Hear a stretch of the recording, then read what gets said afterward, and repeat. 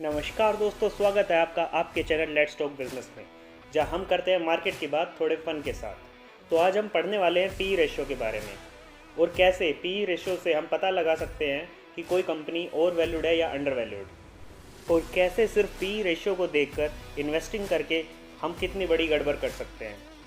लेकिन वीडियो को स्टार्ट करने से पहले अगर आप भी फाइनेंस के इन कॉम्प्लिकेटेड टर्म्स को आसान भाषा में समझना चाहते हैं तो चैनल को सब्सक्राइब ज़रूर कीजिएगा। पीई रेशियो मतलब प्राइस टू अर्निंग रेशियो। अगर हम किसी कंपनी के करंट स्टॉक प्राइस को उसकी अर्निंग से डिवाइड कर देते हैं तो हमें मिलता है उस कंपनी का पीई। मान लेते हैं किसी कंपनी का स्टॉक प्राइस है 1000 रुपीज़, जबकि उस कंपनी की अर्निंग पर शेयर है 10 रुपीज़, तो इस कंपनी का करंट पीई हो जाएगा 100। मान लेते हैं कंपनी ए जिसकी फर्स्ट ईयर अर्निंग है 10 रुपीज़, सेकेंड ईयर अर्निंग होगी 20 रुपीज़ और थर्ड ईयर में इस कंपनी की अर्निंग हो जाती है 50 रुपीज़। यहाँ पर हमारी कंपनी की अर्निंग तो कंटिन्यूसली बढ़ रही है, लेकिन स्टॉक प्राइस 1000 ही रहता है। ऐसे में हमारा फर्स्ट ईयर का पीई हो जाएगा 100, सेकेंड ईयर का 50 और थर्ड ईयर का 20। अगर हम देखें तो पीई कंटिन्यूसली डिक्रीज़ हो रहा है। इस सिचुएशन में हमारी कंपनी की अर्निंग में कोई प्रॉब्लम नहीं है, वो कंटिन्यूसली इंक्रीज़ हो रही है, लेकिन स्टॉक प्राइस नहीं बढ़ने के कारण हमें ये स्टॉक अंडर वैल्यूड मिल रहा है। अब आप पूछेंगे कि अगर किसी कंपनी की अर्निंग बढ़ रही है, सेल्स बढ़ रही है, तो उस कंपनी का स्टॉक प्राइस नीचे ही क्यों आएगा? इसका रीज़न बताने से पहले मैं आपको ये हो सकता है ये दिखाता हूँ।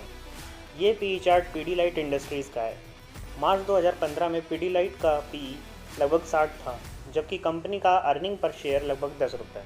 लेकिन मार्च 2015 से 2017 तक कंपनी का ईपीएस तो 17 रुपये हो गया, लेकिन कंपनी का पीई 60 से घटकर 34 हो गया। अब यहाँ हमें ये देखने को मिलता है कि कंपनी तो अच्छा परफॉर्म कर रही थी, लेकिन कंपनी का स्टॉक प्राइस नहीं बढ़ रहा था, तो हम कह सकते हैं कंपनी उस टाइम अंडर वैल्यूड थी। लेकिन सिर्फ पी रेशियो को देखकर स्टॉक सिलेक्शन करना गड़बड़ हो सकता है।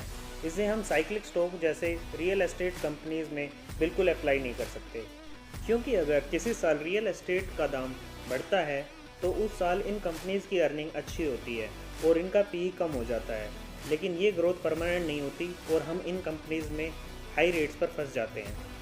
लेकिन काफ़ी बार हाई पीई के चक्कर में हमारे हाथ से अच्छी इन्वेस्टमेंट अपॉर्चुनिटीज़ मिस हो जाती हैं। अगर कोई कंपनी अच्छा परफॉर्म कर रही है और फ्यूचर में भी उस बिज़नेस की ग्रोथ होने पक्का है, तो ऐसे में हम थोड़े ज़्यादा पीई पर भी उस कंपनी को बाई करना कंसिडर कर सकते हैं। इसे हम ऐसे समझ सकते हैं, मान लेते हैं कि एक मार्केट में दुकान है जो आप ख़रीदना चाहते हो और आपको पता है कि फ्यूचर में इस मार्केट और दुकान की वैल्यू बहुत ज़्यादा बढ़ने वाली है, तो आप इस समय उस दुकान को उसके करंट प्राइस से ज़्यादा दाम देकर ख़रीदने के लिए तैयार रहते हैं। तो ऐसा ही हम उस कंपनी के केस में भी कर सकते हैं। आई होप आपको पीई रेशियो क्या होता है और इसे कंपनी की वैल्यूएशन में हम कैसे यूज़ कर सकते हैं आपको समझ आया होगा।